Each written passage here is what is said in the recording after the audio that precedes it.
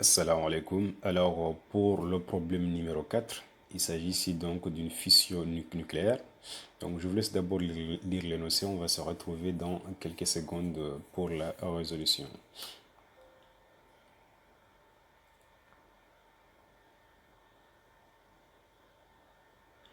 Alors, ici, question demandée, d'après cette réaction que nous avons ici, on a demandé quelle est la nature de cette réaction. Justifie votre réponse. Donc là, il n'y a pas de souci parce que nous avons un bombardement donc, de l'atome d'uranium donc, sous l'impact des neutrons. Il s'agit bien d'une fission nucléaire. Hein, d'accord. Donc là, il n'y a pas de souci. Hein. Alors maintenant, autre question, c'est de déterminer les valeurs A et B en précisant les lois utilisées. Donc là, pour déterminer A et B, on va appliquer donc la conservation des masses et la conservation des charges. Ce sont les lois demandées ici, hein, en précisant les lois utilisées.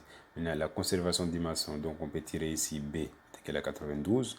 La conservation des charges, on peut tirer A est égal à 53, c'est-à-dire 235 plus 1 est égal à 139 plus B plus 3 fois 1. On est d'accord?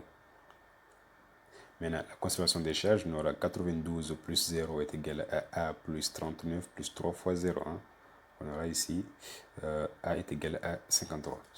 Maintenant, on demande de calculer l'énergie libérée donc en joules. Donc on a ici l'énergie libérée est égale à perte de masse fois C carré. Donc perte de masse, on aura ici combien? Donc masse de produit, c'est-à-dire masse de I, MI plus MY, n'est-ce pas? Plus 3 fois la masse de neutrons, moins la masse des réactifs, qui sont aussi donc l'uranium 235, moins la masse du neutron. On est d'accord? Et maintenant, donc là, on peut faire l'application numérique. On calcule d'abord la perte des masses en U. On est d'accord? On aura ici moins 0,18 898 U. Et maintenant, on va convertir cette masse-là donc, en kilogrammes. Ça donnera ici moins la perte de masse fois 1,67 fois 10 puissance moins 27 pour qu'on puisse l'avoir en kilogrammes. Maintenant, fois C au carré. On est d'accord? Ce qui est égal à 3 fois 10 puissance 8 mètres par seconde. Et là, après calcul, on trouve une valeur de moins 2,84 fois 10 puissance moins 11 joules. Voilà, pour avoir l'énergie donc en mégaélectrovolts, donc on va juste diviser par 1,6 fois 10 puissance moins 13. Là, vous aurez la réponse suivante.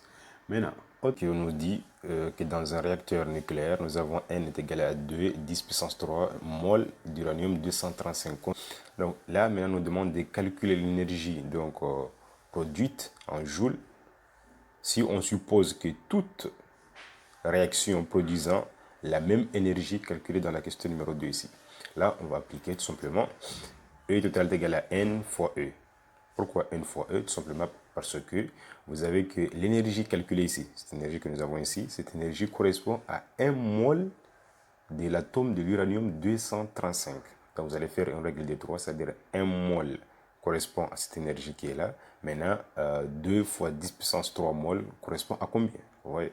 Après, donc, vous allez aboutir à cette relation. Donc, E total, c'est égal à N fois E. Et là, on aura donc une valeur de moins 5,68 fois 10 puissance moins 8 joules.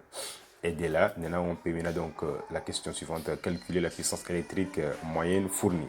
Si nous avons un rendement donc global de 40%. Là, on applique. On sait que rendement est égal à énergie électrique sur énergie nucléaire. Et de là, donc, on peut tirer l'énergie électrique. Alors, or, la puissance électrique est égale à énergie électrique sur le temps. Le temps ici qui correspond à N. On est d'accord? Et maintenant, donc, on peut remplacer énergie électrique est égale au rendement fois l'énergie totale, qui est l'énergie donc nucléaire ici. Et à partir de là, maintenant, on peut faire l'application numérique. On trouve une valeur de moins 7,1 fois 10 puissance moins 16 watts. Voilà. Question suivante, on a dit par deux désintégrations spontanées successives de type bêta-, il donne ZAPU. PU représente ici donc le plutonium. Alors, nous avons donc l'uranium 235 va suivre deux désintégrations de type bêta- pour aboutir donc à ce noyau qui est là, qui est le plutonium. Alors là, j'écris plus 2 bêta- parce que nous a dit nous avons deux désintégration de type bêta moins. Donc là, je remplace bêta moins par une expression qui est de 0 moins 1 e. Et là, maintenant, j'applique la conservation des masses et des charges pour tirer A et Z. Vous avez donc la valeur de A et vous avez ici la valeur de Z. Autre question, établir la loi des décroissances radioactives. Là, on l'avait déjà démontré dans le problème numéro 1, si vous vous rappelez très bien. Là, on peut écrire ceci, tout simplement en appliquant moins dn par rapport à t égale à lambda t. Et là, vous pouvez découler et vous pouvez aboutir à l'expression suivante. Là, on l'a déjà démontré dans le problème numéro 1. Pas la peine de trop revenir à chaque instant.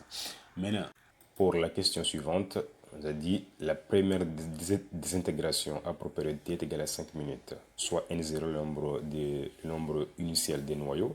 On demande de calculer le nombre de noyaux restants en fonction de n0. Alors, qu'est-ce qu'on remarque? On a que la période de temps t ici égale à 25 minutes. 25 minutes est égal à combien? Est égal à 5 fois grand T.